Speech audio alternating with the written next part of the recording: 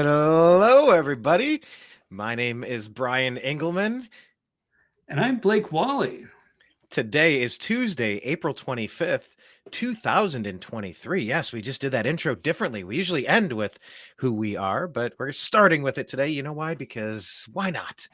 It's another day. It's another strange offering in the headlines, Blake. I mean, we have so many topics to delve into. We'll give you a quick update on where this show is going, some of the topics we're going to discuss today. What is this? Defending the men's right to use women's restrooms. Okay. We're going to get into that story because it's pertinent and it's interesting. Look, Don Lemon, Dan Bongino, and Tucker Carlson, they're all moving on to different locations. What the heck is going on here? Also, just by the way, did you notice that Joe Biden said he wants to run for president again? Could he actually win for the second time? Totally legitimately a second time. And then Fox News, just everything that's going on at Fox. We're watching the implosion of the old media. The old American media has officially went belly up, it seems. So we're going to talk about all sorts of stories coming up. We appreciate you. And thank you for joining us here on the new American media. Thanks. And intro. There we go. It's been moved around.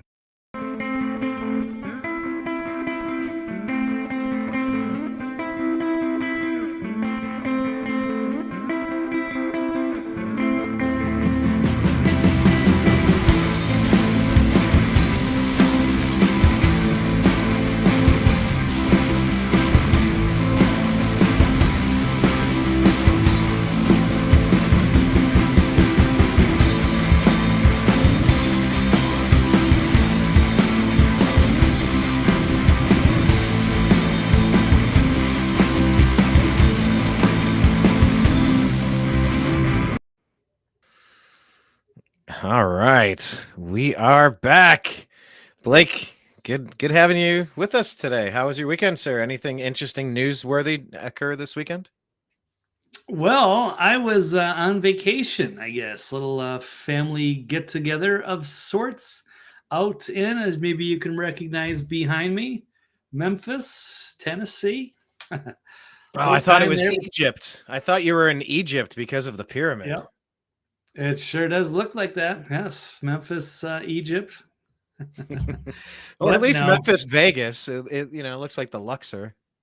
Yeah, that's actually like a Bass Pro Shops hotel out here. But then there's Beale Street down there. Had a little time down there, just some blues music and some good barbecue. So it was a good time. A little Tennessee road trip. But it's nice to be back. So I'm a little drained, but I'll make it. It's great to be here. Well, thanks for coming back. And we'd like to start our shows just highlighting three major stories, just to kind of keep them at the forefront of your brain and to make sure you're out there seeking updates and trying to cover these stories as well.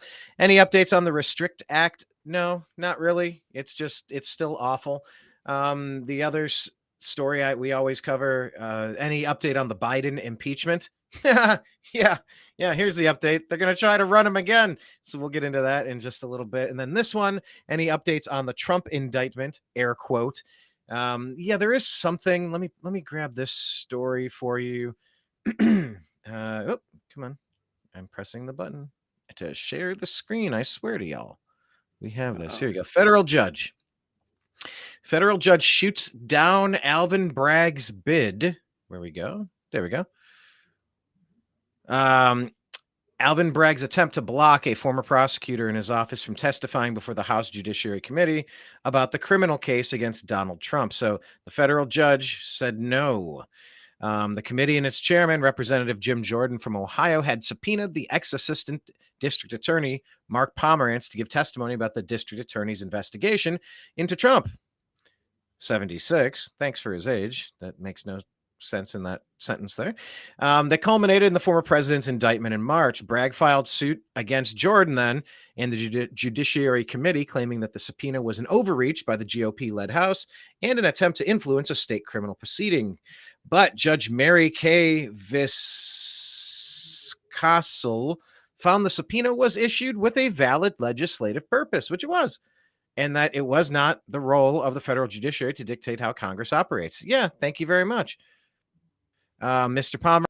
Pomerantz must appear for the congressional. No one is above the law, Viscassel wrote in an opinion issued after a Manhattan federal court hearing. So I think that's an interesting update, Blake. You've heard that phrase uttered so many times. Nobody's above the law. Nobody's above the law. And it's beautiful when it gets used against them, isn't it? Yeah, it sure is. And turnaround's fair play, or turnabout. But yeah, there's these petty little legal battles that they're going, filing lawsuits against each other. And yeah, it's all a big waste of time anyway. So hopefully they'll just dismiss that and focus on more important things. But I'm not going to think that's going to happen with the election around the corner. They're going to keep the pressure on no matter what. And it's just going to be this ongoing saga. Yep. So we'll keep our eyes peeled on how this all plays out.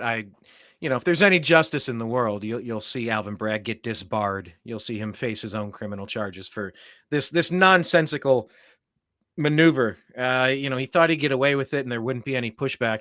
I weep. I pray for. I'm so sad for our American cities, Blake. Really cool places. I've definitely spent some time in my life trying to go to different cities and eating different food and going to different sporting events and trying to soak up different culture and just see America. And the way that these cities are being just driven into the ground, it's terrifying. It's like something out of a zombie movie. Looking at all the junkies, the homeless. And when you have somebody like Alvin Bragg wasting resources on nothing burger misdemeanors that had passed a statute of limitations and that had already been reviewed by other parties and passed upon, while he's watching the decay in his own city, something's got to give. Something's got to give. So I think it's important that we keep following those stories, and we'll bring you updates as they arrive. But there's a whole new batch of news, Blake, that we could get into. So let's start right there. Okay.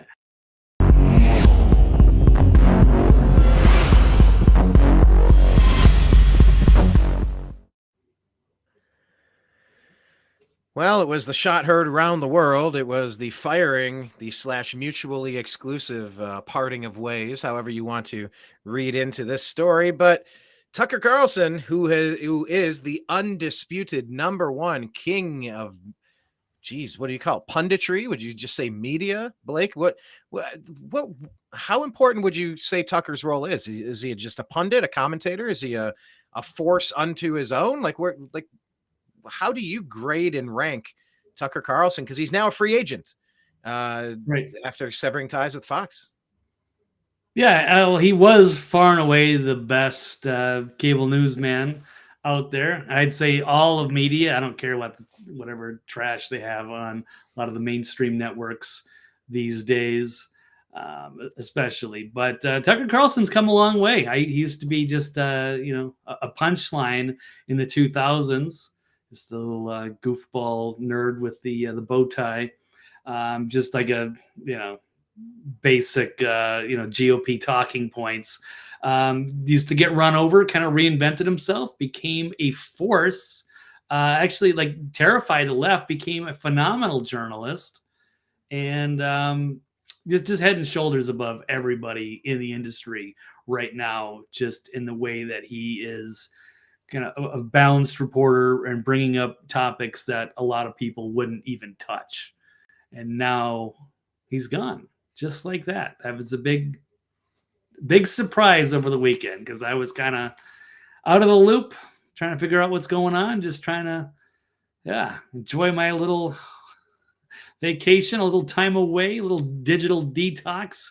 And then, yeah, you hear these bombshells. So Tucker Carlson out at Fox, So OMG. so But here what we are. is yeah, well, you said OMG, that's like O'Keefe Media Group after he was ousted from Project Veritas. We also have Dan Yep. Bongino leaving Fox, and we have uh, Don Lemon leaving CNN. So I mean, a lot of things have shuffled around. I believe Valerie Jarrett has moved on. A lot of pieces have been shuffled across the chessboard. I don't know if this was like the week to shuffle pieces, but it sure is interesting. So you said, you kind of mentioned about Tucker covering stories that other people wouldn't dare touch. Like, what is the Tucker legacy? I mean, I guess we could start with uh, really the only tapes that McCarthy has allowed out. Some of them went to Tucker. Rupert Murdoch seemed very pissed off about that, in my estimation. Is just by the actions of them shutting down any future reporting, it sure seemed like the Fox brass was not too happy that they exposed the Q shaman guy, that whole hoax thing. I mean, essentially a couple days later, he got released. Maybe to some home. He's maybe has to wear an ankle bracelet or something, but certainly out of these conditions, because the story that was presented through the Tucker information from Kevin McCarthy completely contradicted the lies that we were being fed from this J6 air quote kangaroo court, whatever you want to call it. I mean, how impactful do you think Tucker's role was in that, Blake? Yeah, it's hard to say. People are trying to say, oh, it's this or that, or it's the January 6th, or it's the big pharma stuff, or Nord Stream pipelines. There's a lot of different. Or another one says because he exposed some of the World Economic Forum agenda for people to eat bugs to save against global warming or whatnot. There's a lot of things. He riled up a lot of people. It's kind of like how JFK got shot because he pissed off so many different people, whether the banks or the CIA or the Russian, just everybody and everything.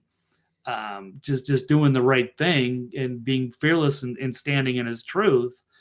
So, but yeah, it's probably for a lot of that. Also, the Dominion lawsuit that they had, also as well as just a lot of his internal texts and things that were released, is letting his feelings known about whether it was Trump or management at Fox or what have you. So, I don't know if it's any one thing, but yeah, January 6th, I'm sure that also played a big role. And the LA Times, in fact, maybe that's what you're referring to, did point that out. That might be the major thing that pushed him over in the eyes of Rupert Murdoch, even though he's like 9,000 years old. It's time for him to step back, but he's still involved in the meddling in the management and what have you. So yeah, too Jerry bad. Jones down at the Cowboys, perhaps. By the way, I'm a big Jerry fan. He tipped me $100 on 2 Jack and Cokes. So how about them Cowboys? Nice. No. I just that's the sense that I got. I got the sense that it was the January 6th betrayal of the lies. I knew Fox was rotten to the core when they trotted out Chris Matthews. Am I saying the right Matthews now? I'm conflating both. Who his Chris dad? Matthews? Yeah. His dad was what? He was like a respectable journalist a long time ago, Mike Wallace or something. And then Chris Wallace is his son. Yeah. Yeah, I'm saying Chris Matthews. It's Chris Wallace. Yeah, that's where I was. Yeah, Chris Matthews was hardball MSNBC. He got the tingle up his leg. Goofball. Yeah. Yeah, so Chris Wallace. That's the one I'm thinking of in the 2020 debates. Yeah, when they brought Chris Wallace out and he repeated the fine people hoax during the 2020 Biden Trump debate, I knew that Fox was done. Fox had been completely co-opted. They had been infiltrated. They have sold themselves out. They had sold the country out. They were in on the anti-Trump movement, the effort to collude with other media organizations to rig the 2020 election. They colluded together. The Time magazine article where they brag about it is pretty straightforward. They are pretty happy about what they did. And when Chris Wallace, who's supposed to be, if you consider an ABC debate and a CNN debate, an NBC debate, a CBS debate, they're all going to be very hard left. You just what you get. But usually with Fox, it's like, okay, well, here's some of the counterbalance. All right, you got 5 of these major legacy lying legacy. Excuse me, 5 of these major lying legacy media companies. That was a handful to say. But at least Fox, you'll at least get the other side. Okay, so there'll be a defense of some of these basic core principles from this side, whereas you're just getting bombarded from the other side. But when Wallace came out and repeated that fine people hoax, it was such a disappointment, and I really haven't ever watched Fox since. So, I mean, the fact that Tucker lasted this long, it's slightly extraordinary. But I knew something else was going on weird with that Dominion lawsuit. There's a lot of people, Blake, who took a look at this Dominion lawsuit, and they don't understand why anybody settled. They don't understand the settlement. I mean, in that, then Rupert Murdoch was out there in the court of public opinion saying things that was damaging his own party's standing prior to an announcement being made about some sort of resolution. Blake, it defies logic. All of it defies logic. I guess unless you think of the Budweiser thing and how they're connected. Maybe it's just an ESG score. You kind of have to earn your woke brownie points, almost like carbon credits. Like, I can do whatever I want. I can pollute as much as I want as long as I buy these phony baloney carbon credits. And it's almost like Fox turned on Trump. They turned on their base in the 2020 elections. And then they turned on the journalists who were reporting about the 2020 elections. And then they fired their number one talent, Blake. I mean, what is the rationale here? Like, I'm just trying to make sense of all this. Yeah, well, why not? Yeah, they have to solidify their position here. Yeah, they were all anti-Trump. They're pro-establishment. They always have been. That's why I never really liked Fox. They didn't really even start coming around to me until like maybe 2013 at the earliest. After they, obviously the awful years during the Bush years, and then they tried pushing, Mitt Romney, and then they finally started to come around after they smeared Ron Paul. And then they were reluctant on Trump, but then they came around, so they did some good work there, and they've done a lot of good in those several years. But after the re-election, then it became apparent something was wrong, especially with when they called Arizona, and people knew like the fix was in. And then they have these like infiltrators, and you see Ailes is gone. Yeah, he had some issues, and there was some bad things going on behind the scenes there. Ailes and O'Reilly. And yeah, O'Reilly. So they cut some of those with Ailes gone, but then they bring in Paul Ryan. So yeah, you got Mitt Romney's little sidekick VP, who's very corrupt. And so yeah, that's the old guard GOP representing. And they got rid of Lou Dobbs after the 2020 election when he started talking about it. I think Piro's on the chopping block. We got Dan Bongino on the chopping block. A lot of their more people that weren't afraid to say what they think, they're gone, and they're going to get everybody now to just Napolitano is gone. Beck is gone. Or yeah. Is the judge there occasionally? Does he still jump back for segments? I don't know. I think he's been out for a while. He's still active, but not on Fox. I mean, who's left over there? Gutfeld? Is he the only watchable person? Like, what's even Waters, left on Waters? I mean, Brett Baer is a decent man, but it's kind of, milquetoast, and he's not going to aggressively go after anything. He's not going to bring up the kinds of stories that Tucker would. And, Hannity's good once in a while, but, there's a lot of times where he just kind of falls back in line with the old guard. And I don't like that either. So, yeah, now is a kind of a crisis over there. I'm not really sure what I would be watching for. It used to be good for, Lou Dobbs on Fox Business, or for, Tucker, or, the Gutfeld show's pretty good. But, I mean, are people going to leave Fox News on their TVs all day like they used to? Or are they actually going to rethink that and start looking for alternatives? Tucker was far and away the best. There's no question about it. And somebody Well, was open and had every voice on, didn't care, went after the truth like a real journalist is supposed to do. And now you're going to replace them with just people that are going to read the scripts and stay out of trouble, which is what they want. Plus Fox, with Rupert Murdoch, they're all joined at the top anyway. So the fix is in, and now they're going to make it look like they got rid of all the fringe pieces. And now, people got to get back in line with the trusted establishment. They're telling you the truth. Yeah. they're so toast. They're so toast, man. I could see probably next in line, Waters. Yeah. I could probably see him stepping up to fill that role. He seems like a nice company man. He's been there. Remember, he did the man on the street for O'Reilly 10 years ago. Yeah, I've got him up as an article I've got with like, who are they going to replace? Who's gonna step up to take Tucker's spot? It's going to be Brian Kilmeade, Waters. It's not Kilmeade. You know who it could be? They got that sports guy. What's that sports guy in the morning that came over from ESPN? I forgot about him. Not sure. Bartiromo, but she might be gone. And then Gutfeld, but he's already got 2 shows. No one, Hannity and. Mm-hmm. Well, remember, everybody was wondering what was going to happen. How were they going to fill the Glenn Beck spot? Like, Glenn Beck dominated at his position, and then they just put 5 people at 5. I'm like, okay, I think that they being Fox, they being Rupert Murdoch, they being Rupert Murdoch's kids, they being the ESG score that they need to raise, they being the controlled opposition, they being the lying legacy media. I think they think that their brand is bigger than the stars attached.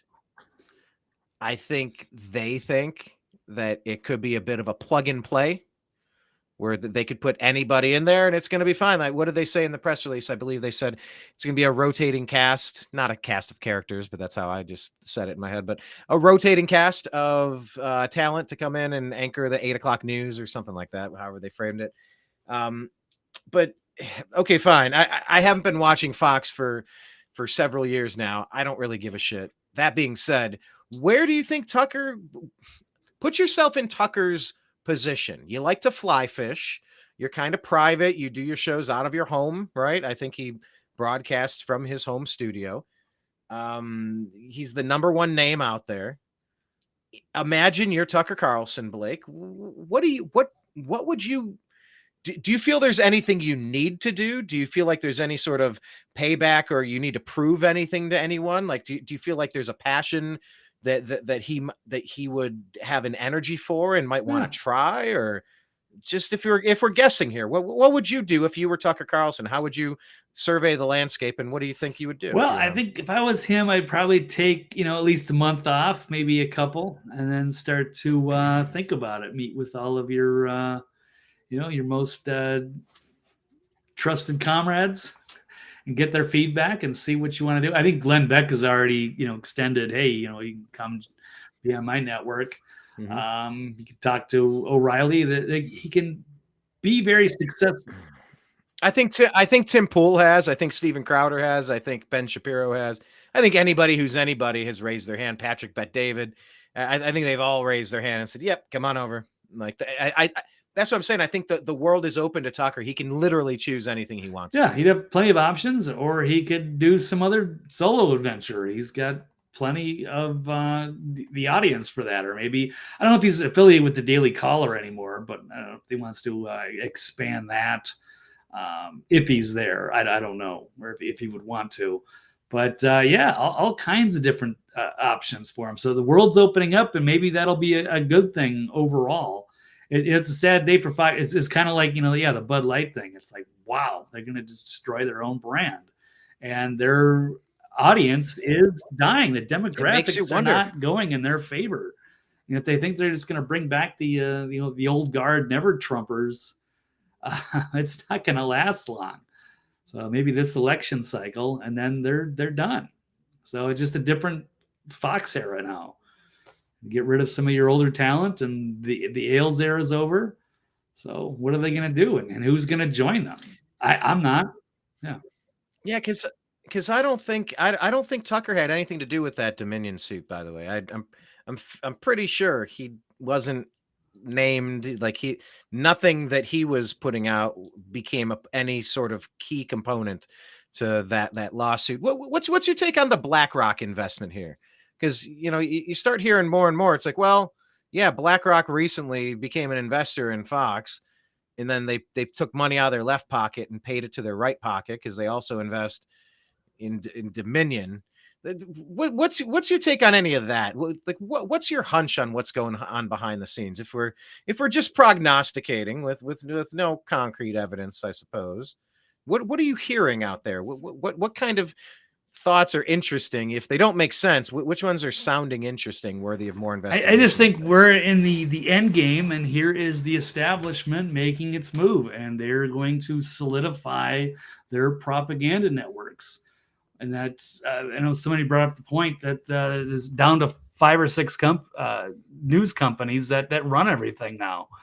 And so now, if you're going to really put Fox in that and can control all your talent the way they do on the other side, MSNBC, CNN, then there's nowhere to get alternative voices. It's all going to be different, just slight variations of whatever the establishment talking points are out there. So that's a problem. And you don't have anybody to push. Think about no one's going to push back on Jan 6th or, the big pharma and the experimental jabs, Nord Stream pipeline. There's the UFOs. I mean, there's so many different things that Tucker he fearlessly go after any subject. Who's going to do that? Now we brought up Jesse Waters, who I think has a ton of potential and is a talented guy. But after seeing Tucker get cut, do you think that he's going to want to do the same thing, or is he going to back off? I don't know. That could have a chill effect on the rest of the talent. So it's time to jump ship, I would think. I mean, they're getting big enough money and get enough exposure, and they can do enough as it is. But I think this is the beginning of the end for the Fox News Network. In the comment section, Sally is saying that they love their big salaries like Hannity. Yeah, I think Hannity, I correct the number, but I believe it's in the 40, maybe $44 million a year, way more than Tucker was making. So if you think it was purely a cost-cutting move, just to, all right, you lost all that money. Well, you didn't lose it. You handed it over. You didn't even you didn't even wait for a verdict. You bent over and accepted it. It's such an awful decision. A lot of brilliant legal minds are completely baffled as to why they would settle a case that they could easily have won. Yeah, but what if they win? If they Mike win, then what? Saying, they're going to knock out Dominion, and that's going to unravel the establishment and prove that these problems that we thought that we saw on election night were actually confirmed.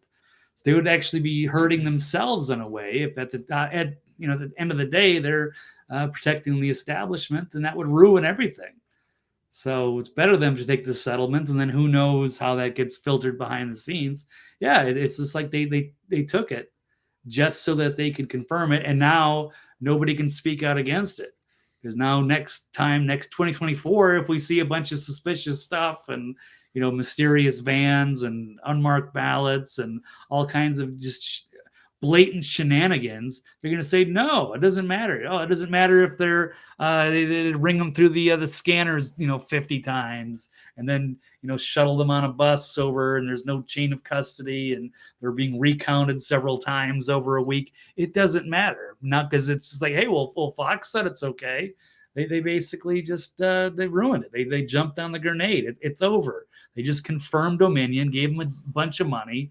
And now it's going to be the establishment against the alternative, and this is the end of our civilization, I guess. But we are in for a major fight. So things just got very interesting with this Tucker Carlson move. It has got big repercussions and consequences that are going to come out of this.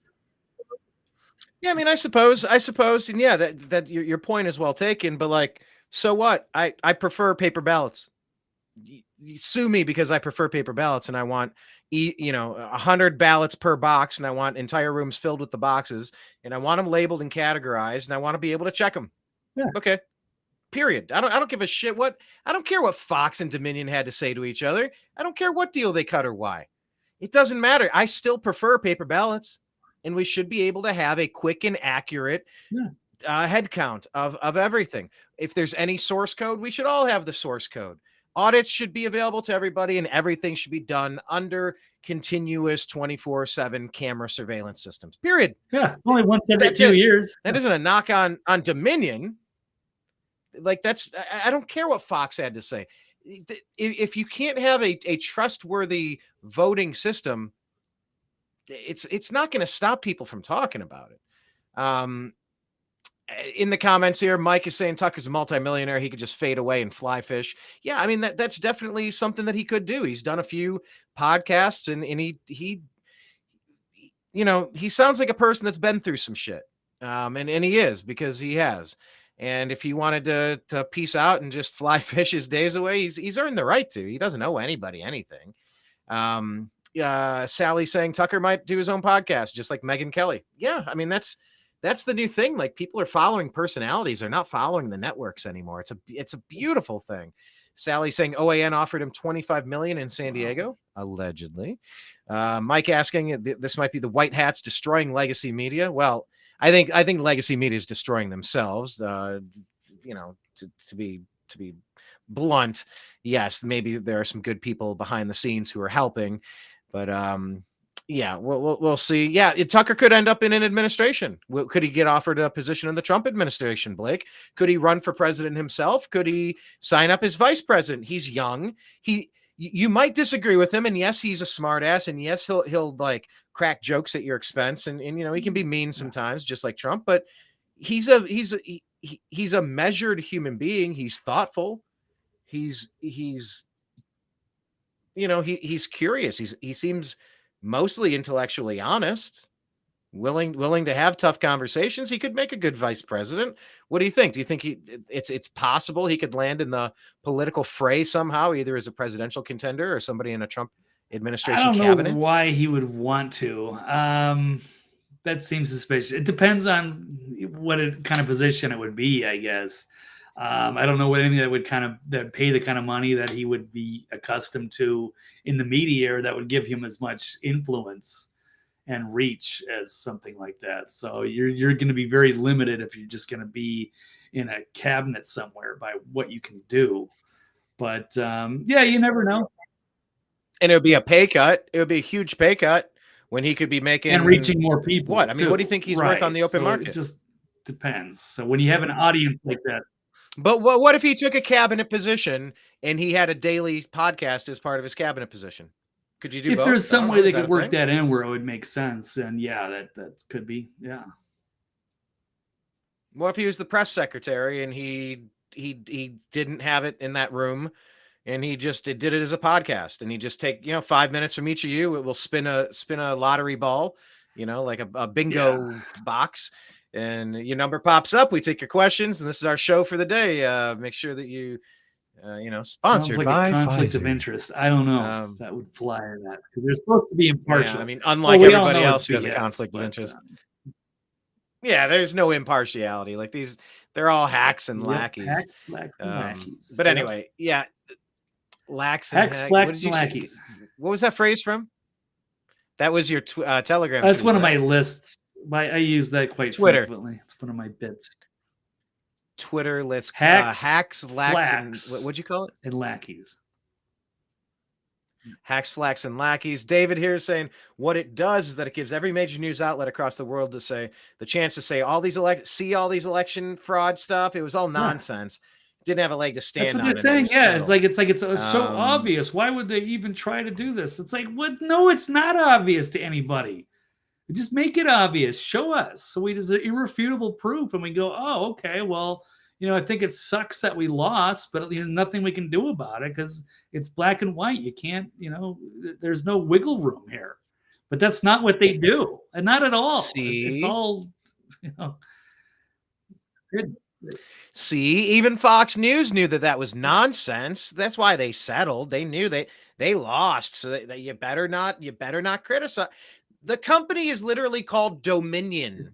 It's like I will dominate every aspect of your life in their name. It's not, hey, we're a neutral party calling balls and strikes. We're just separating what you do. They are saying, no, we hold dominion over this process.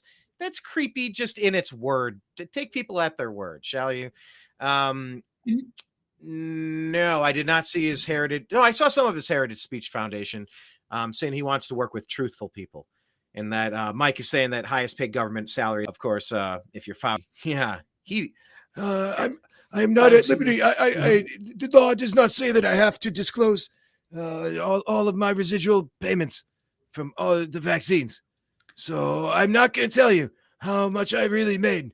Yeah, well, it's 400 that he gets from the government, but anything else, yeah, I'm sure he's got sealed up.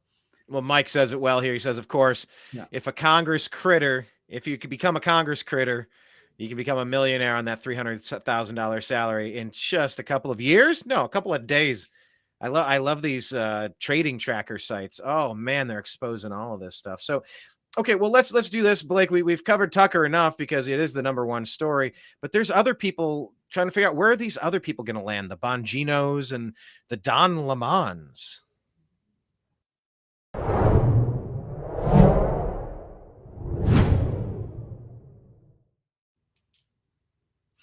Bongino leaving was a big deal. Like Bongino, he was an early investor. I believe he has an equity stake or a co-owner of Rumble, I believe. And that he's rocking an entire platform. And they're making deals with Crowder. They're bringing other talent in with some sort of equity share opportunities over there. So Bongino leaving was a big deal. I mean, he's such a distant third afterthought with Don Lemon in the mix as well. So let's start with Bongino. I mean, do you have any take on him leaving? Did you get caught up on that? I mean, it was very quiet compared to Tucker, number one in the industry, bounced.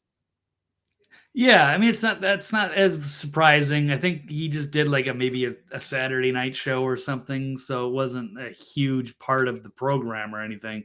Then he was also brought in as a panelist certain times to debate against Democratic strategists or what have you as a guest. I don't know if that'll still be a part, probably not. But yeah, he's done his own thing with Rumble, and I expect him to just keep doing that. I don't know if he needs to do anything else, but it was good to have the exposure of doing just even a one weekend show on Fox.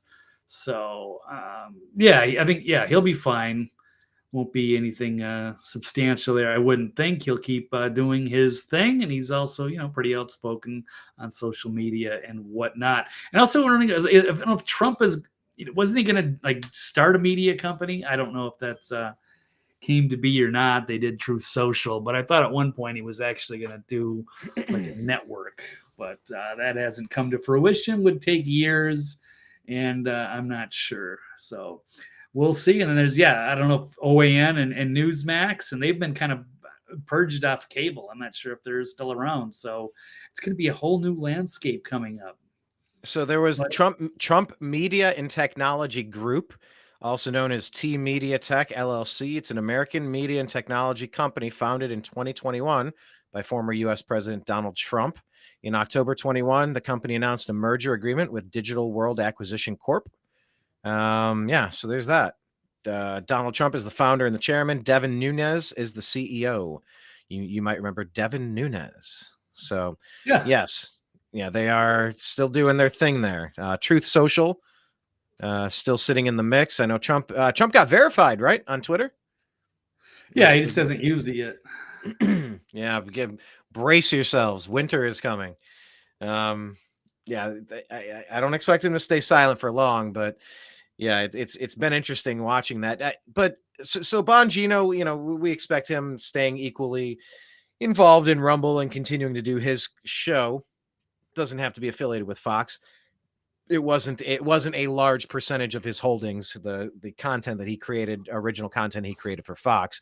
So it won't take him out. But like Don Lemon was, really the poster child for someone who came into the league all bright-eyed and bushy-tailed and had some nice things to say. I mean, the guy was I watched in the Wayback Machine. You look at early Don Lemon, and he's given advice on how to help particular communities succeed, and he sounded like a more I don't know, more young, more hip, more urban, more contemporary, more metrosexual, homosexual version of a Jordan Peterson. Like, hey, this is how you succeed as a culture, as a people, kind of giving good advice. And you're like, hey, this Don Lemon guy. All right, who's this guy?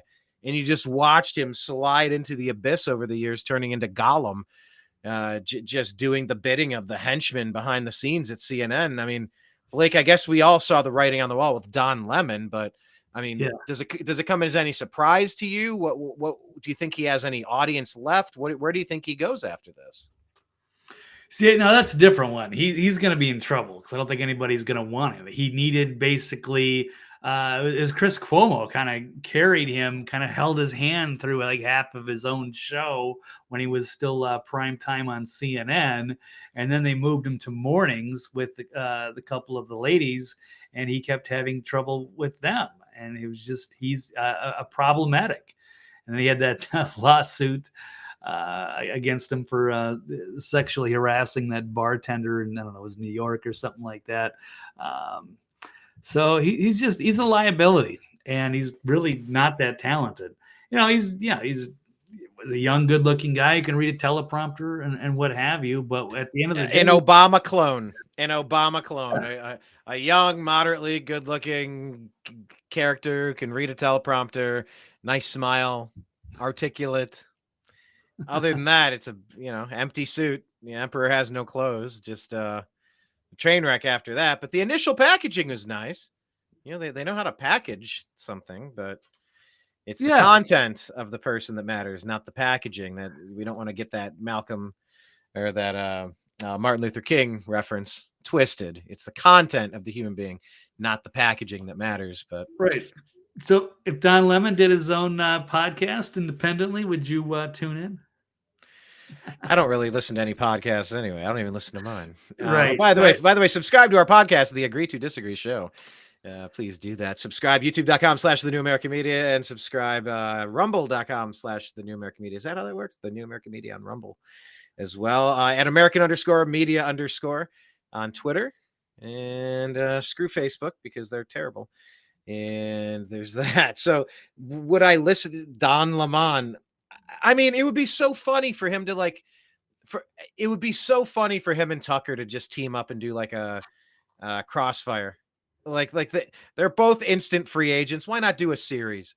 Why not just do a limited batch series of them chatting? I think that would be breaking the matrix, if you will. It would just be like, it would be the simulation winking at itself.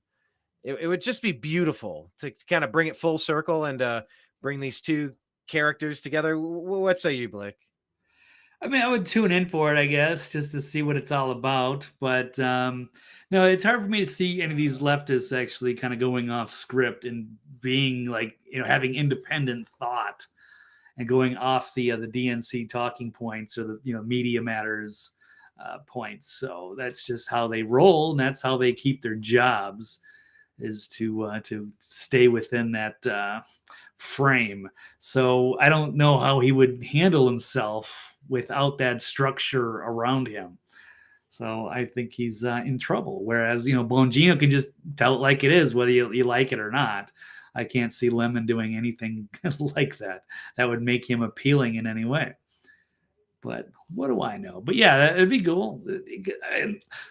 Tucker would have Don Lemon on his show, but there's no way that Don Lemon would ever allow, Tucker Carlson on his show. That's just how it works. So they know when they don't have, when they can't play, when they can't fight. So they just don't let them on the, let them, go after their talking points or to contradict them or any of that. No pushback, not even Maddow, none of them. So Lemon's in trouble. Oh well, he did it to himself, so I really don't care too much. He had a nice run. I hope he saved his money. he made a bunch, right?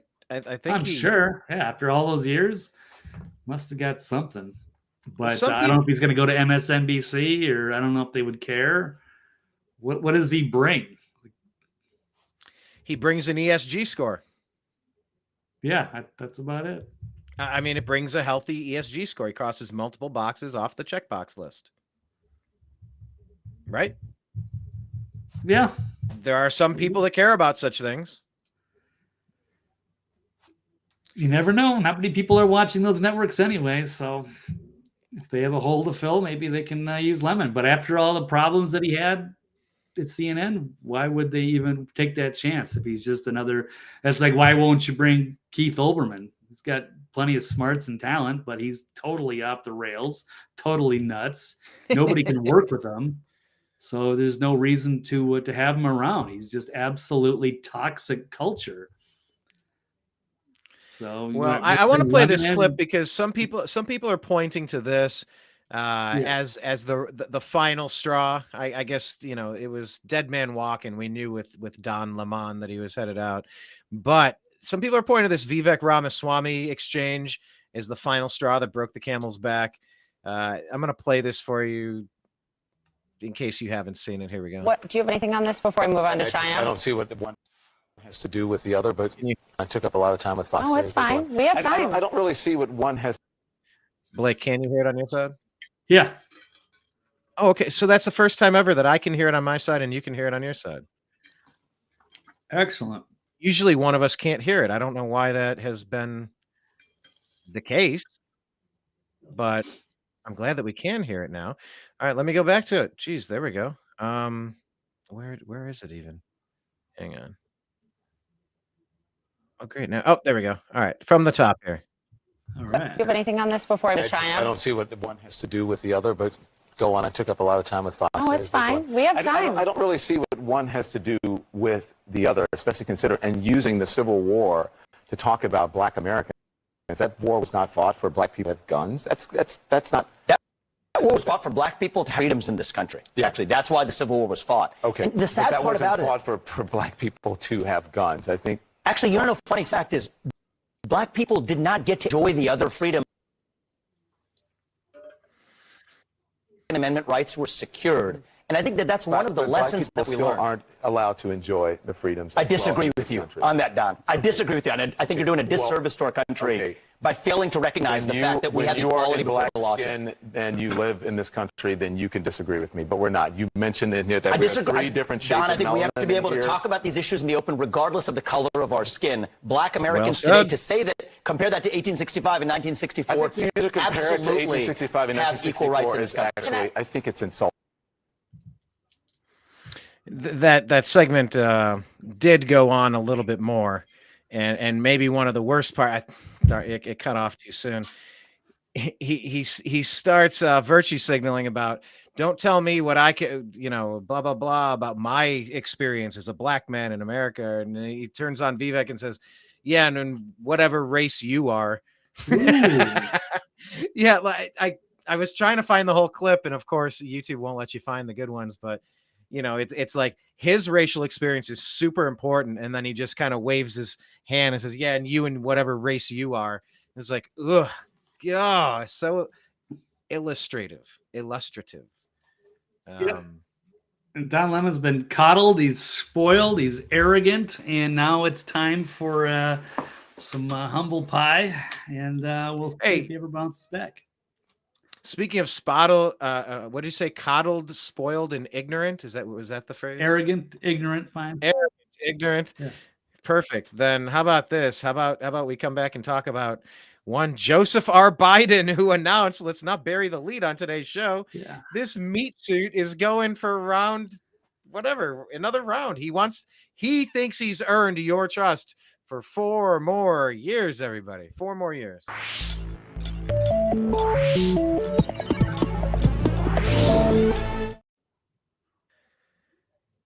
Blake, do you agree or disagree that Joe Biden running for a second term is the Democrats' best option? Agree or disagree? I'm going to disagree. But, well, maybe in their mind, yeah, because he's the perfect puppet. He can do whatever, run the agenda, sign anything they want, big rubber stamp. and he takes all the blame for everything that goes wrong, or right. So it's perfect for them. The empty suit to drive the agenda.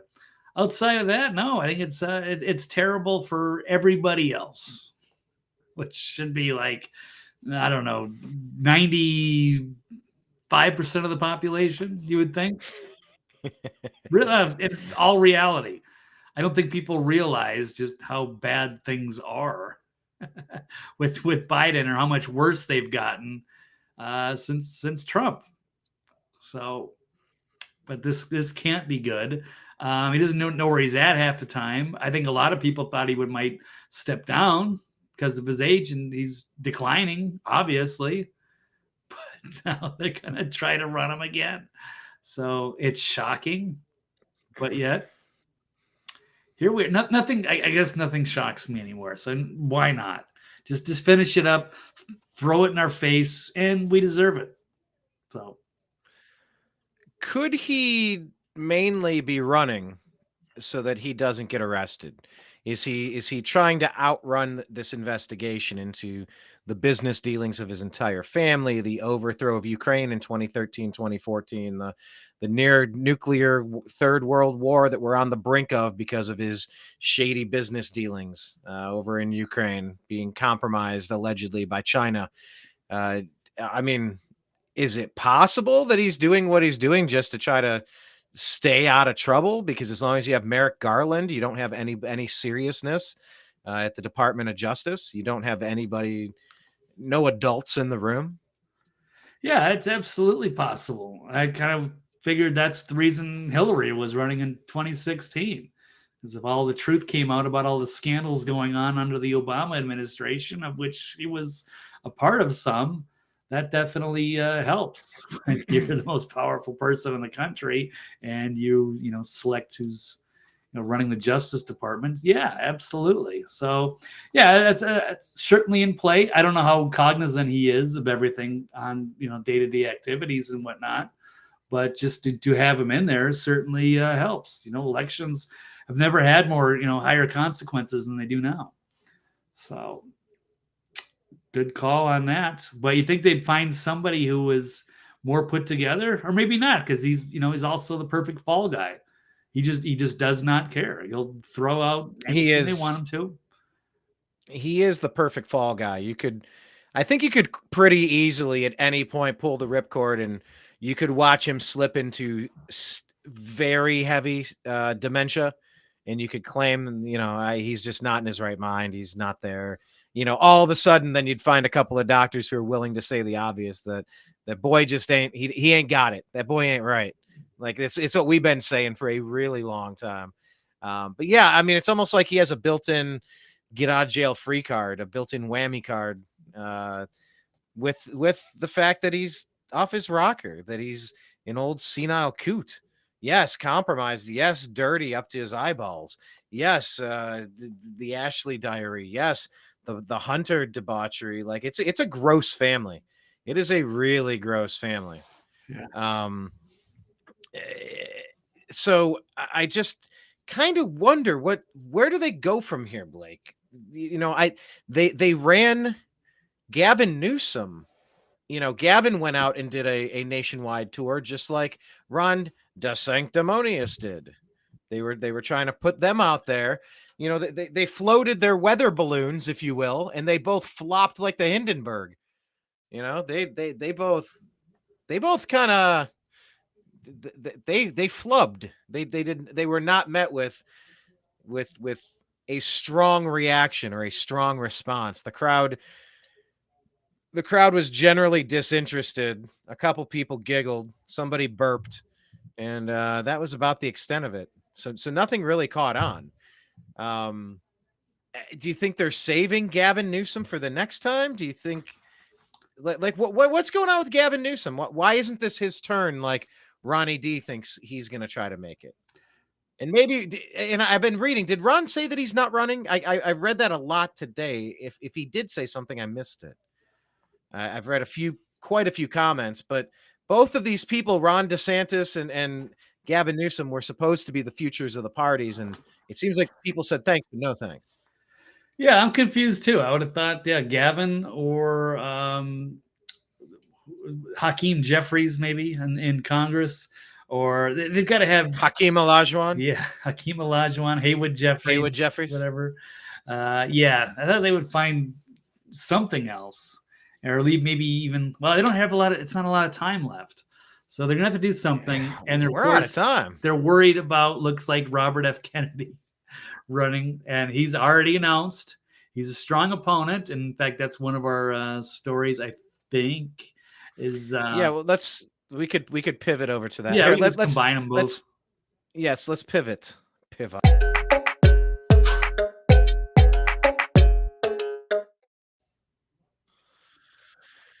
So, I mean, you're not going to make the decision to run this Weekend at Bernie's character again unless you have everything dialed in. To tell us about this, Blake, you got an article for this one, the DNC with the primary debates. I mean, you got to be kidding me with this stuff. Like, if I feel like Ashton Kutcher, every step of the way, is ready to just jump out from behind the scenes and, haha, you've been punked. Yeah, Cannot be real. They don't want to have debates in their primary with the no. least popular president we've ever seen. I mean, air quote. Oh Totally yeah, popular. this Yeah, makes a is lot of sense. totally crazy. Oh, it looks like this Passes the Joe Biden sniff test. yeah, pretty much. Here you go. He Yeah, likes to sniff. Biden officially announces his 2024 campaign. As the question is whether in the years ahead we have more freedom or less freedom. I kind of think that with the Restrict Act and any other climate change thing or mandatory vaccines, I kind of think that we're probably going to have a lot less, especially if we go into digital currencies, that sort of thing. But, he'll say anything, his supporters will eat it up. But now they're afraid there's perhaps, why are all my Epoch Times pages? So you've got RFK responding to the DNC's plan to skip the primary debates, saying that the system is indeed rigged. And that had one more article by RFK too. We should get him. Let's get him on the show. Yeah, that'd be cool. So he says he fired Tucker Carlson calling up Big Pharma and the deadly vaccines, which is one of the reasons that we like RFK so much. But they don't want him to debate Joe Biden. That would be their biggest fear. So there will be no primary debate. They've already announced no primary debates as the poll finds majority of Dems say Biden shouldn't even run again. And I know that was just brought up in the chat. My computer is going way too slow, saying 70% of Americans don't think Biden should seek a second term, including that's 51% of Democrats. And they probably don't even know that there's anybody that he's running against. So that's pretty sad. So these are the poll numbers. So it's insane that they would announce that they're not doing any debates. The Democratic Party said it will support Biden's reelection, has no plans to sponsor primary debates, according to the Washington Post. Robert F. Kennedy announced he's running against President Biden last week and immediately garnered 14% support among Biden voters. So just that one announcement, 1 week, already has 14%. People are looking for an alternative to Biden, and they know that Kamala is not up for it. Hakeem Jeffries is not ready. We're not sure what's going on with Gavin, but we do know that Kennedy represents a major threat. And now they've already come out. I mean, it's just cartoonishly ridiculous that they are going to say, oh, there's no debates. Why? Don't people in your party deserve to hear multiple points of view? But no, that's the thing. They want to keep everything, tightly, into one narrative. And Joe Biden is their guy. And they're going to just let him, campaign from the basement. It doesn't matter. Because they don't need debates. They don't need them to go out and campaign, make stump speeches, any of that stuff. It's far easier for them to just harvest ballots wherever they need to, keep the battlegrounds local, online. They control that election. They don't have to worry about, people showing up on that day. They can keep RFK away. They don't have to expose him to the people. You're not going to have a Tucker Carlson. Tucker Carlson had, Kennedy on his show. um, a couple of times. He has Greenwald on. He has these different people with different points of view, people on the left side. So it's good to keep that conversation, but that's not going to happen now. So you're probably not going to hear much from Kennedy. He's not going to have a platform. You're not going to see him on Fox. You're not going to see him on the MSNBC. I doubt. So they're just gonna ram Biden down everybody's throat, and they love the way things are set up right now with Biden in control. Wait, were you referencing the Ashley Biden diary or something else? Yeah, they're not going to cover that. Too soon? Cover anything. Too soon? Yeah. No. Yeah. In the comments here, Mike is saying Robert Kennedy's issue is he supports the Nazis' Ukraine war with Russia. Dreamer Ultra saying that's a bit shocking, and it tells me they do not plan on losing this under any circumstances. It's kind of like what you're saying, Blake. Look at Hobbs. People laughed when she didn't participate in debates, and she was installed the winner. Yeah, she's down by 11 points. Secretary of State running her own election, running those ballots back and forth to run back. All the machines stopped working in the Republican districts. They deliberately put those machines on, or their was a 19-inch, 20-inch. They couldn't read the forms. They threw it in a different box. It dragged out like an extra 2 weeks. Like just everything about that was awful. Nobody wants to go through that again. Like this is still in court, right? These are still complaints. Like it's still dragging out. It's not resolved. No, because there's not an easy apparatus that allows for a clear recount, for checks and balances. Somebody from each party to be there to have everything recorded. 1,000 ballots in each of these bankers boxes. 1,000 ballots exactly, and you fill them in a banker's box. You put banker's box 1, banker's box 750, banker's box 2,000, however many banker's box it takes, but you keep it on camera, you keep it above board. People sign the box in, they sign the box out, they have preliminary counts, they have subsequent counts. You could easily break this up if you had paper ballots. Like that's what's needed. You need to be able to audit this stuff in real time. But yeah, let's go ahead and get Robert Kennedy on the show. I can't say I'm incredibly familiar with him, but that's fine. I had Buddy Roemer. What was he? Former Louisiana governor. He was running in the 20 was it 12? 2012 or 20? It must have been the 2012 election. We had Buddy Roemer on. We had Gary Johnson on.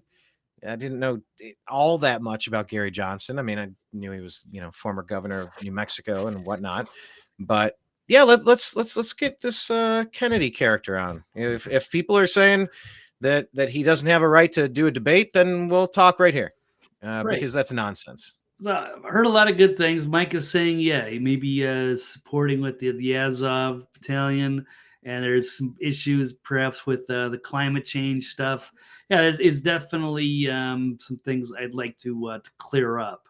But he is saying the right things about against the Federal Reserve and against the digital currencies, and as well as pushing back on big pharma.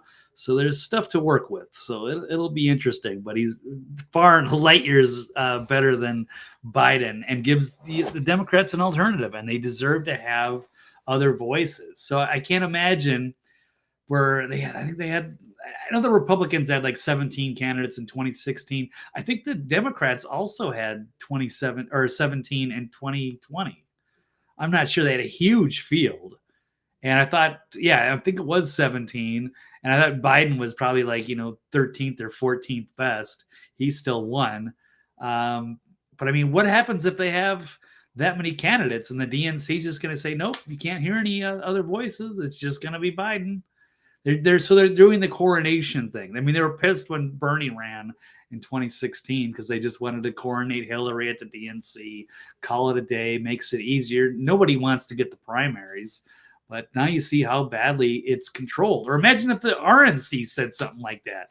Let's say Ronnie D did run. I mean, whether we're mad or not, I mean, we deserve to see the debate between Trump and DeSantis or whoever's running. But I can't imagine them saying, no, we're not going to do it. We're just going to have Ron talk. Or I don't know if he would even get back on Trump if they were just going to select one candidate.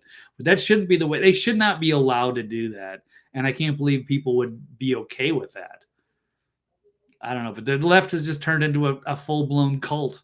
So they're going to go along with the popular majority no matter what. They have no balls there. They know. Show me a room where Joe Biden is a popular, would you say a popular majority? Yeah. Where is this guy popular anywhere? Amongst his own party somewhere? Yeah, I don't know. Is he? Probably not. They laugh at him. No, I doubt it. Nobody wants to sit and hang out with Biden when they're at those dinners or those little get-togethers.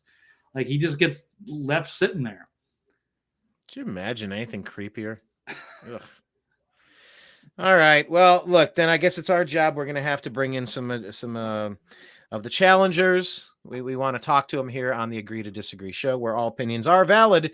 Some are better than others, of course, but all are valid. We can talk about them. So, all right. Well, there we go. We're getting the Trump Biden rematch we were all anticipating. It's pretty inevitable. No, it's not here yet, but I mean, let's just read the writing on the wall.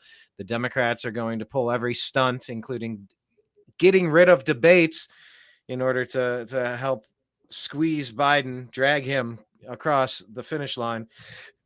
And nobody's even coming close to Donald Trump in these fake, these nonsensical district attorney charges, these indictments from Alvin Bragg. They just seem more laughable the more distance you put between the event of him being charged and then just kind of really doing additional research on what are we even talking about here. It's absurd. So it seems like we're on a collision course with the rematch. So it's like a Rocky. Were you a Rocky fan of the series? Yeah, I saw the first 4. I think that's about it. It's the rematch. It's the boxing rematch. I haven't seen the remakes, which do look good, but I just haven't had time for them. You? The Creed ones. Yeah. I mean, it's been a lot of years, but yeah, I mean, it's just the universal concept of having the rematch. The rematch is where it's at. Right. There've been so many classic rematches over the years. I know my different sport, but my Cleveland Cavaliers had 4 straight championship appearances against the Golden State Warriors. If Kyrie Irving and Kevin Love didn't get injured in 2015, we likely win that series. But then we won in 2016. Then they brought in Kevin Durant to join their team and won the next 2 titles. But yeah, we had back to back to back to back. So that was rematch to rematch to rematch. So yeah, we'll see about that.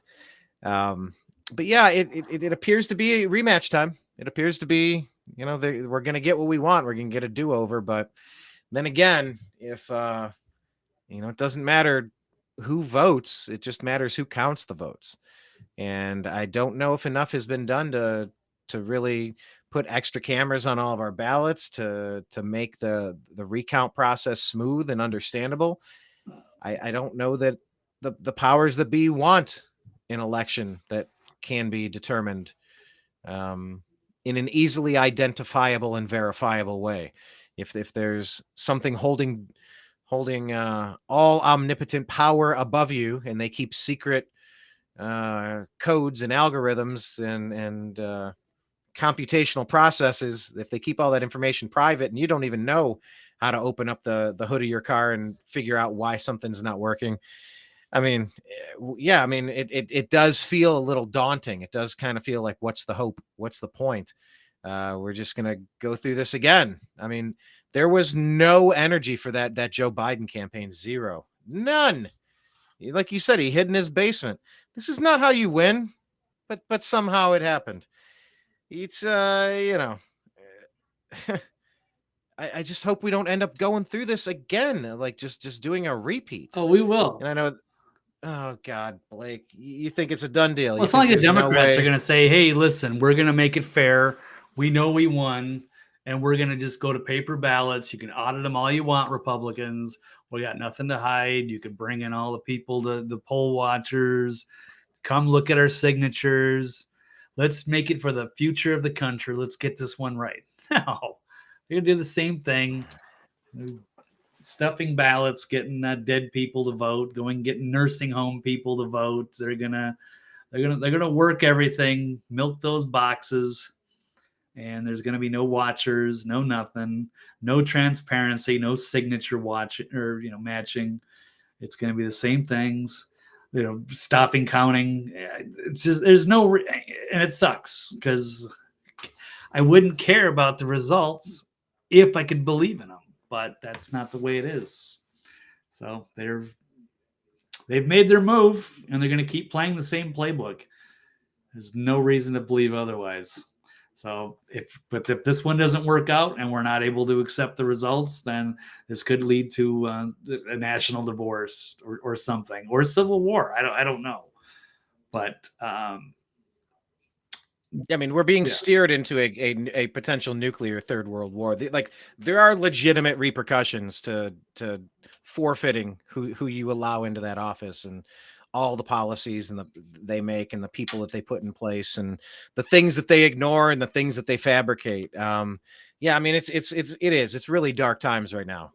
Trying to make sense of where we go as a nation when, and I've asked this question a lot of times on the program, Blake. Name me one area where America is doing better under Joe Biden or Barack Obama's leadership for Obama's third term here. Anywhere from inflation to border security to geopolitics to did they clean air, lower clean water. The cost of insulin or something for diabetics? I don't know. Was he right to take any credit for that? Was that any idea? Yeah, no, that was like a nice talking point, but wasn't that already in place? There's something off about that story too. I'm sure there is. I'm sure there, has a twist to that. Insulin aside, and even then, okay, outside of the extreme, diabetics that are on a budget, who else is being affected? Yeah, the globe is being affected. There's a massive vacuum in leadership. And by the way, we didn't even cover Sudan. Sudan's a story that we need to cover. Has that been on your radar, Blake? I have been off. No, I don't know anything about what's the latest in the Sudanese culture. Is it Sudanese? I have no idea. I don't know. Is that how we pronounce that? It's all news to me. I've been off for the weekend. Okay. Well, it appears as though what's going on in Sudan is roughly the same exact thing that was happening in Afghanistan. The situation has been deteriorating, and you have been able to see people calling for attention on this issue, trying to pull us out before things got too bad, before we were overrun. Let me go ahead and pull this up real quick because we're about to enter the lightning round. Yeah. I guess here we go. Just scroll through some of the latest updates regarding Sudan. The red-headed libertarian, don't let the salacious removals of Tucker Carlson and Don Lemon distract you from the fact that Joe Biden quietly submitted a war powers resolution yesterday, which puts American boots on the ground in Djibouti, Ethiopia, and Sudan for an indefinite amount of time. Sudan is currently undergoing an evacuation as war and fighting has broken out. The WHO is now concerned about the biolabs that the fighters have apparently taken control of. Oh, here we go with the biolabs again. The fucking biolabs. Yeah. Oh my God. They are on repeat with their stories. WHO declares biohazard risk in Sudan after a biolab seized by the military. Why would there be biolabs in Sudan? Was the big guy's son wheeling and dealing in Sudan as well? Never mind, that could make me a conspiracy theorist. Come on, carry on, okay? But it's appearing as though we're going to leave a lot of people behind, and this area is about to get overrun. Nick Sorter, the WHO says extremely serious situation and a huge biological risk as Sudan rebels take control of the lab containing various virus samples. Are they just going to release a second virus on us, Blake? Is that really what we're headed up to? Are you seeing the writing on the wall here? Yeah, Charlie Kirk. Why was anybody building dangerous biolabs in Sudan? Go ahead. Yeah, because more scrutiny and regulation in America, so it's a lot easier to do your dirty business in a country where they don't have the same rules. No. Why Make sure wouldn't you're they? following Blake on Twitter. He's at TV's Blake Walley, Walley. Make sure you're following us at American_media_. Okay, so there's polio, cholera, and measles in this Sudanese biolaboratory. That's awesome. Huge biological risk. Daily Caller reporter Dylan Hausman praising State Department spokesman on pressing the spokesman on individuals stranded in Sudan. Here, let's hear this exchange, shall we? Saturday night on how Let me refresh this. Yeah, just said earlier about it not being standard procedure to have a government-run evacuation in these kind of situations, but it is something that's happened before in certain cases. So is the reason it's not happening in this case purely security reasons, purely that it's not deemed safe and possible to do so? Or that of course, is one of the many factors weighing into this, Dylan. You saw Undersecretary Bass speak about this on Saturday night on how the very fraught and delicate security environment makes travel via overland routes as well as travel through the air incredible. And even the operation that our service members conducted on Saturday to evacuate our personnel was also something that was a high-risk situation. And so this was an assessment that was made based on the delicate and fragile security circumstances on the ground. You saw Jake Sullivan speak to this. But the important thing is that we are going to continue to be engaged with American citizens in the region who are seeking Many advice, are left who there are right now, seeking how to seek safety, and who may be seeking to depart the country as well. Just a quick follow-up. Sure. So there have been a handful of countries, Germany, France, Italy, Japan, that have airlifted civilians out of the country, that have carried out these kind of operations that the U.S. is not necessarily planning to do. So why is it the case that those countries are able? Great question. Each country is going to make its own sovereign decision based on their own interpretation of the security apparatus ground. So Blake, I mean, we have a developing situation in Sudan. It really is Afghanistan part two. It just makes you wonder, what is the Biden the Obama? Sorry, I keep saying Biden. What is the Obama initiative to turn these bases and these weapons over in Africa, in the Middle East? They're leaving a lot of Americans stranded behind, making the conscious decision not to help. This is not an accident. This is a pattern. We've been taken over. I don't know. I believe it. It was a coup that happened, and we've got the wrong people running the country right now, and that they don't care. They had the botched Afghan withdrawal, or was it botched? And they're doing the same thing here. Doesn't surprise me. A lot of the weapons that we've been giving to Ukraine are being sold on the black market. No one's following that. Nobody's auditing any of that.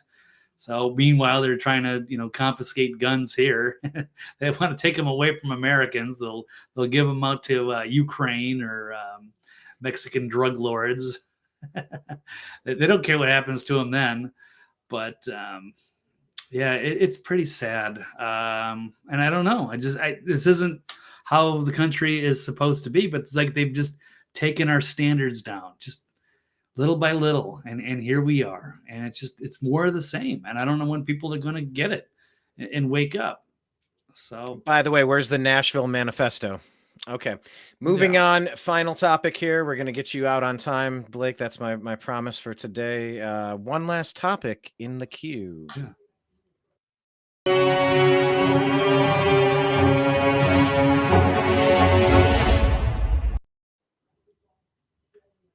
So, speaking of guns, though you're saying there, Blake, would you agree or disagree that it's a good idea to buy guns and not commit atrocities with them, and that Americans shouldn't arm up to defend men's right to use women's restrooms? This one's a little clunky, so you're gonna have to walk me through this story and tell me what's what. I got lost in trying to piece it together. Okay, yeah, I think we're mixing up a couple of stories. So why don't I? That's my bad. I think. No worries, man. Okay. Hey, but you know what? Let's give a kudos and a cheers to the fact that we really have settled into a good rhythm here. Like we kind of have, like we got it kind of figured out how we're going to do our shows. So okay, yeah. Louisville. All right, the Louisville shooter. Yeah, good stuff. This is half of it. So the Louisville shooter, he killed 5 to get firearms banned. So, U.S. is apparently in such a state of degeneracy that anti-gun radicals are buying guns to shoot people That way they make the case for banning firearms. So allegedly this guy in Louisville, Kentucky, April 10th, admitted his motivation was to further the left's gun control agenda. So it's like, here, look what I can do. Oh, these guns are terrible. Well, let me go buy one, shoot 5 of my coworkers, and then use that as an excuse. But his family said that he was having a lot of mental health issues. Made a 13-page manifesto. They're going to have to basically cut open his skull and study his brain because they think he had that concussion issue, CTE. So, chronic traumatic encephalopathy. Yeah, there you go. So that's pretty scary stuff. And then we'll combine that as a trans activist that says people must arm up to fight anyone who stops men from entering women's bathrooms. So imagine, well, this man here, I don't know, biological male. I'm not judging. I don't even care. This person can go live their life, do what they want.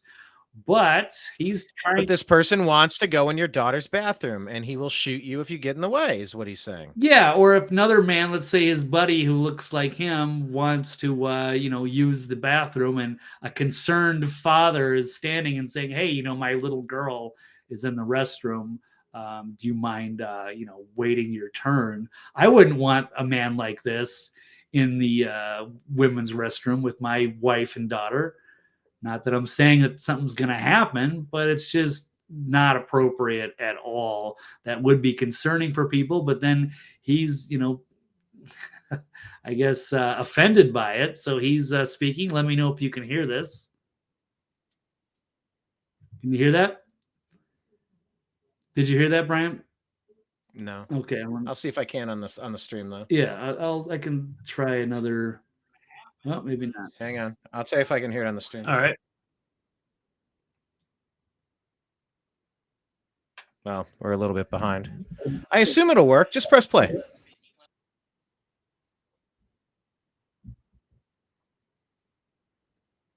No, I caught up on the feed, and we cannot hear it when you play it.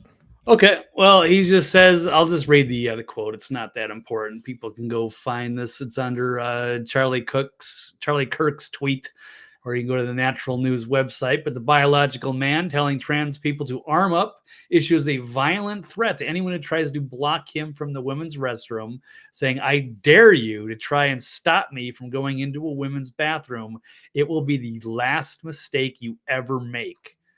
So he says, if you think you're going to protect your kids, and meanwhile him and his buddy are going to, stand up to pee in the women's bathroom, it's something very, very wrong with that.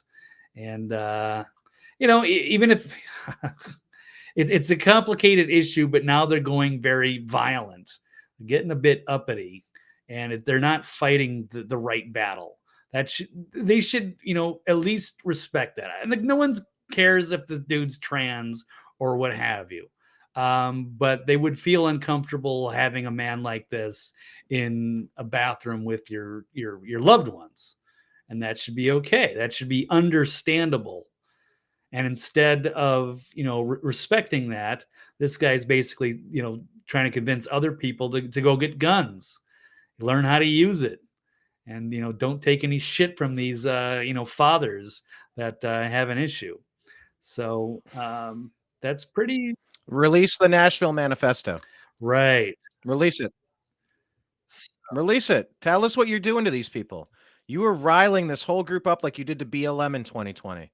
You want chaos. You guys are just like, the people that are behind this are so disgusting that are just trying to cause. You're gonna see. You're gonna see this dude hanging out in the clearance section in a Kohl's, kind of going like this, just waiting, just watching and scanning, trying to find someone walking their daughter into a bathroom, and they're going to make a beeline for it to try to jump into a situation. This person is looking for trouble. People claimed the same thing about Kyle Rittenhouse. Remember, he had no business being there.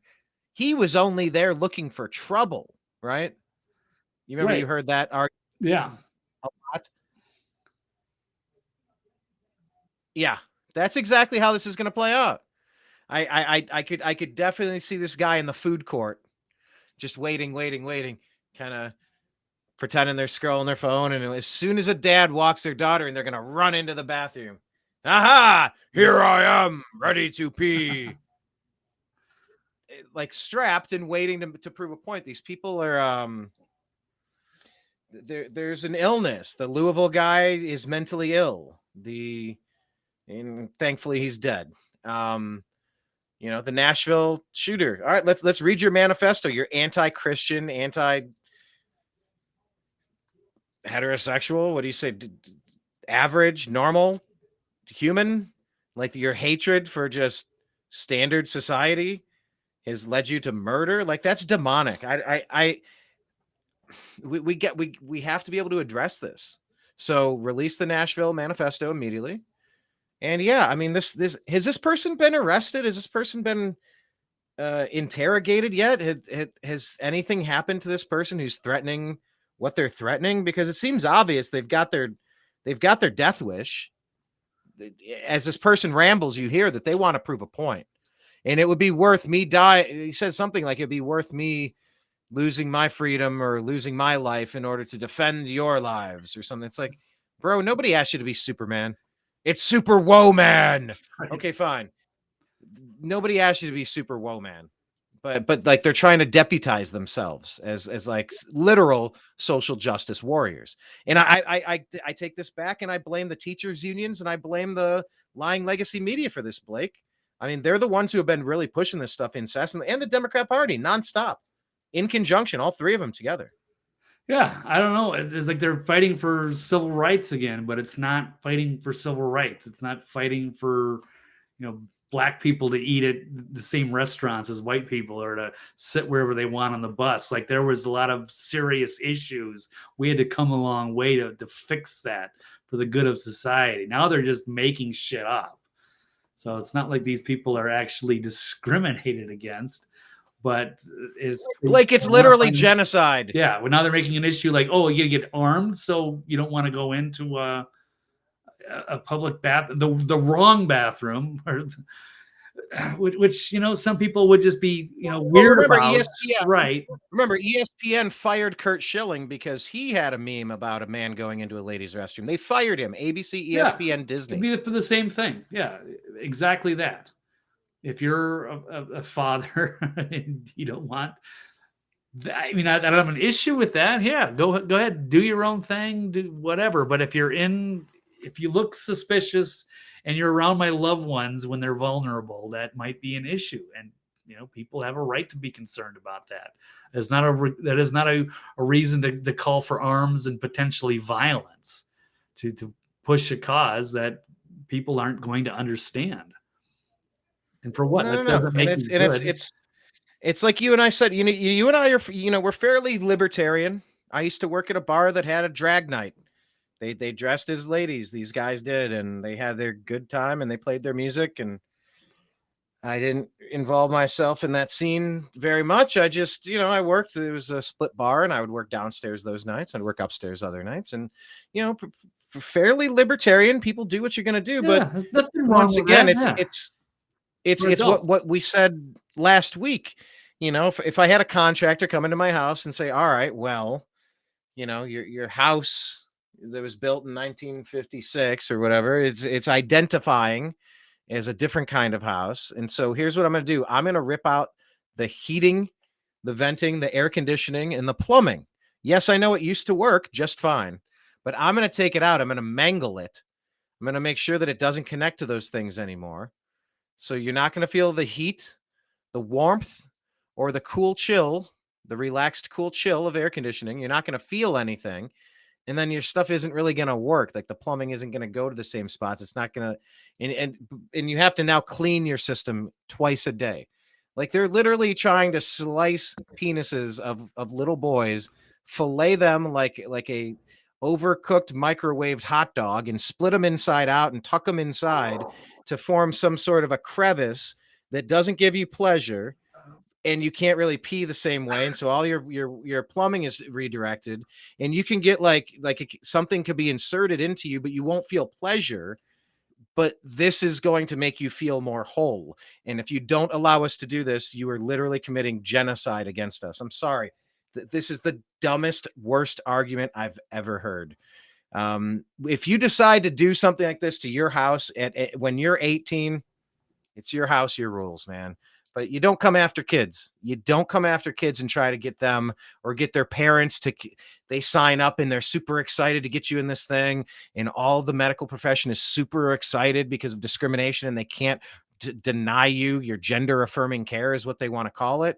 And there's money in this. People are pushing this and it's damaging kids. Like, that's where the line was drawn.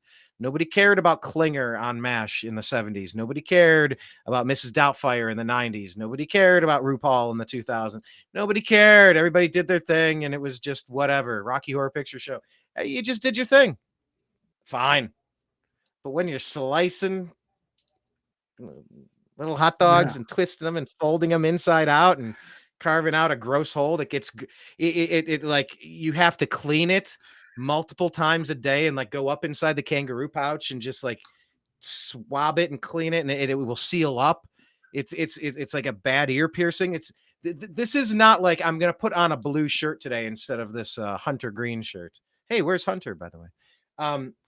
It's not like changing a t-shirt. It's not like, oh, I'm going to wear high heels today, or I'm going to wear boots today. I'm going to wear a pretty pink hat, or I'm going to wear a cowboy hat. Like, okay, you can easily undo those things. But if you're an impressionable 7-year-old and you've kind of been coaxed by people in the Skittles mafia to like, no, you really can, you can use they, them pronouns. It's the rainbow. It's like unicorns. Like, you got to join us. Join us. Join us. Join us.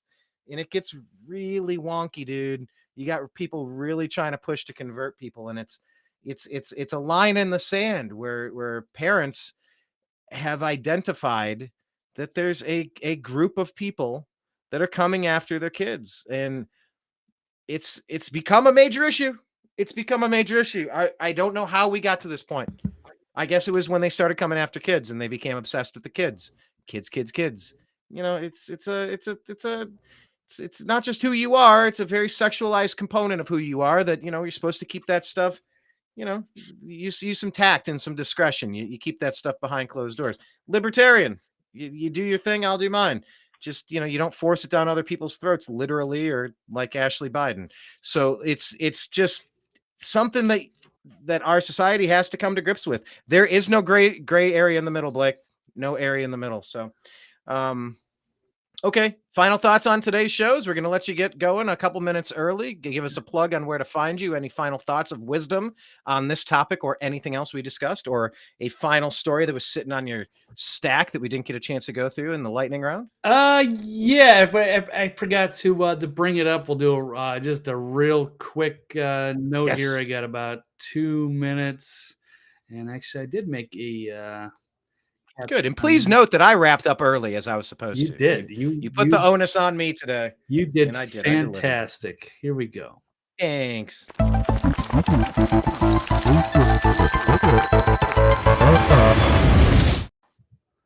Okay. Treason for the 51 Intel leaders confirming Hunter's laptop as Russian disinformation. That's basically according to a agree quote from President Trump. Agree. So, all right. Yeah, me too. More election collusion. Yeah, this is a cool article. I will have to post this onto Twitter. Here's all the 51 professionals that came out to confirm, and that is election fraud right there. That was a bombshell October surprise that could have changed the election, and then all of these people came out combined, and that is treason, boys and girls, as far as I am concerned. So, yeah, full court press to protect the establishment candidate, Joe Biden. And yeah, it's time to face some consequences for that. If we can ever get power back, I don't know. So you had that treason line pulled up, man. You already had that in the captions. Well done. Yeah. If you type that really figured fast. it out. Nice. Yeah, good. So I'll agree. Yes, that's absolutely treasonous to overthrow the United States like that. No, that's definite election interference and collusion, hands down. All right. Easily identifiable. Me too, Brian. All right, Blake, where do people find you, sir? TV's Blake Walley on Twitter and thenextlevelnews.com, where I will begin archiving again after some time off. So thank you, everybody. It's good. We got some new faces in here too, Sally and Mike, along with Jane and Big Cat and David Lopan. And good to see all. We'd like to thank all the feds who have recently been assigned our project. We appreciate you being here. Yeah, by the way, I've been doing shorts on YouTube, and I usually get a quick 1,800 views and then it levels off. But it's like, we toil over the news for an entire week. We knock out a 2-hour show. We upload it, do all this stuff. We'll get 30 views. I do a quick short for 30 seconds and get 1,800 views in like a couple minutes. And you go, well, this is just a weird algorithm. Yeah. But yes, we appreciate all of you being here. Blake, you take off. Get to where you're going early, sir. We'll talk to you soon. All right, guys. Take care. See you next time. Well, there goes everybody. TV's Blake Walley. Make sure that you're following him. But yeah, it's definitely been it's been a heck of a ride. Working in independent media, watching the old guard fall apart. I think it's very overdue. It's a glorious time to be alive. So make sure you're following the new American media. Maybe it's all one word on Rumble. I think it makes a difference. We tried to search it with 2 words and he couldn't find it. So he needed 2 words. I don't know. Just find us on Rumble, at American_media_ on Twitter. That's another good place for us. In the podcast world, Spotify, the Agree to Disagree show. Sally is saying, get Derek Johnson. Derek Johnson. Who's Derek Johnson?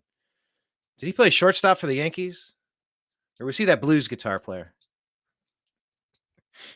I actually don't recall. I'm not entirely familiar with who Derek Johnson is. Mike is saying it's the P agenda of the LG alphabet narrative. Yeah, Florida has now moved to make CA a crime that is punishable by the death sentence. Amen. This should be nationwide. There's nobody that should be more protected.